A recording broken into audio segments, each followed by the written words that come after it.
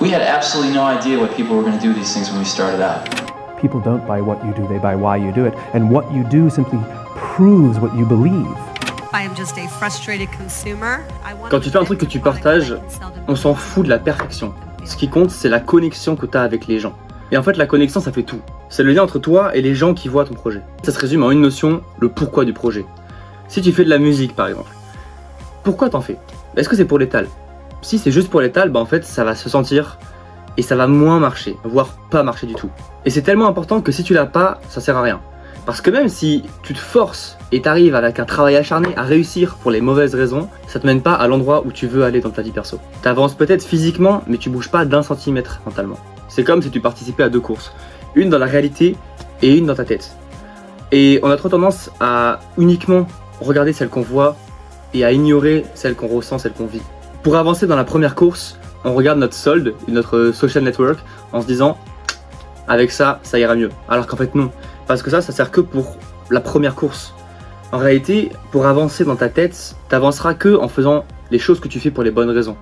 Et en fait, tu te rends compte que le résultat, ça compte même pas. C'est vraiment le chemin, la clé. Et la clé, précisément, c'est pas juste le chemin.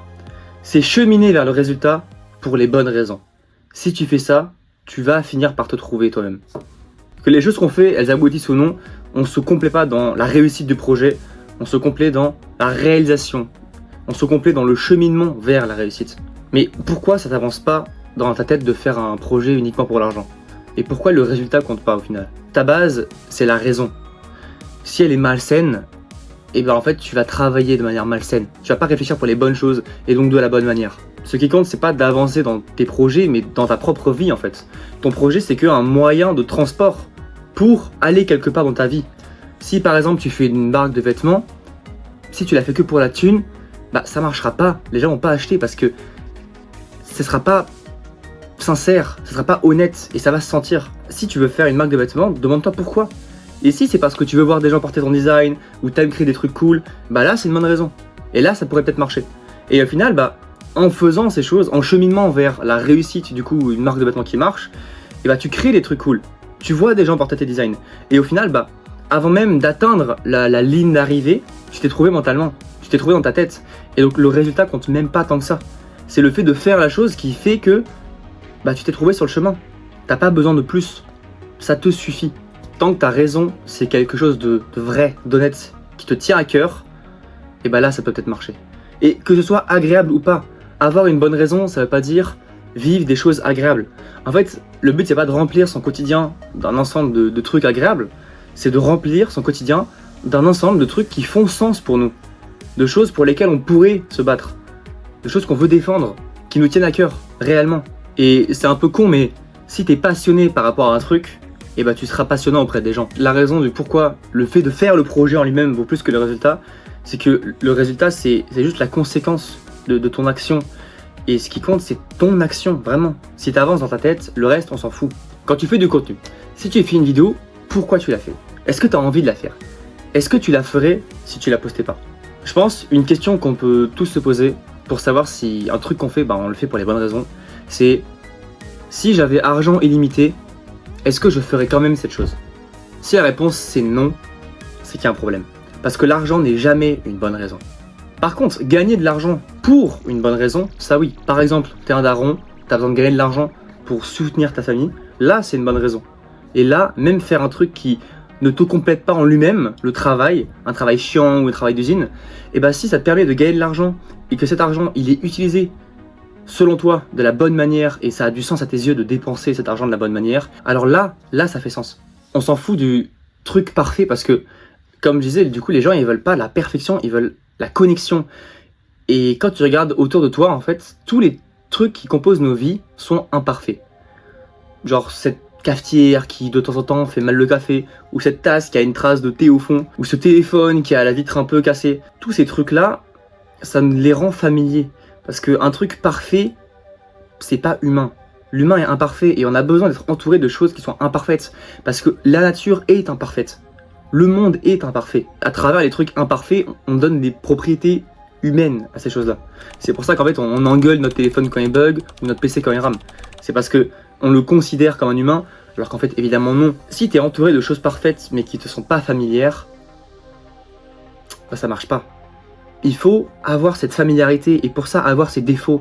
Et donc c'est pareil, si tu fais un projet pour les mauvaises raisons et t'essaies juste de faire le projet parfait, et bah ça marchera pas. Parce que on s'en fout de la perfection.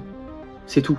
Perso, en rentrant en Asie ce mois, je me suis dit ok let's go, full productivité, dans ma chambre, zéro écran hors que du boulot, etc. Et au final, bah pas du tout. Ça a pas du tout marché. Et alors soit c'est juste une merde, soit, et c'est ce que je me dis avec un peu de recul, j'avais pas assez réfléchi à pourquoi je voulais faire du contenu. C'est vraiment juste une question d'alignement entre ce que je fais et pourquoi je le fais. Et du coup, en n'ayant pas cet alignement, j'ai pas réussi à me trouver à travers le travail. Et donc je travaillais pour travailler en me disant je veux atteindre le résultat. Mais je m'en foutais de ce qu'il y avait entre moi et le résultat. Alors qu'en fait, c'est ça qui compte. Le reste, après, on s'en fout. Donc sois passionné par les trucs que tu fais. Trouve tes passions. Trouve ces trucs qui te font vibrer. Parce que si t'es pas aligné avec toi-même, ça sert à rien. Et t'as pas cramé un truc chez tous les gens qu'on considère comme successful. Tiens, par exemple Steve Jobs. Est-ce que tu penses que son but c'était de vendre le plus d'iPhone? Non. En fait, Steve Jobs, à la base, ils ont commencé à faire ce qu'ils faisaient pour eux-mêmes.